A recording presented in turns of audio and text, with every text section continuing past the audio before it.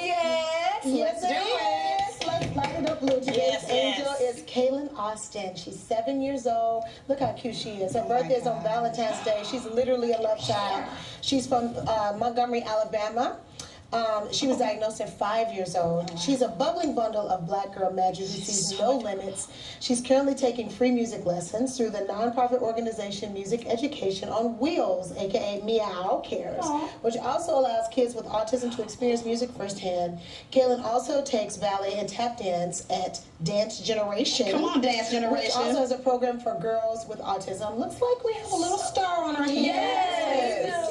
She's so pretty. And Kailyn, we lighted up blue for you today, and we're also lighting up for MEOW Cares because of this organization, you know, to give dance for children with autism. And if you want to find out more information about the organization, you want to go to meowcares.org. So we lighted up blue for her today.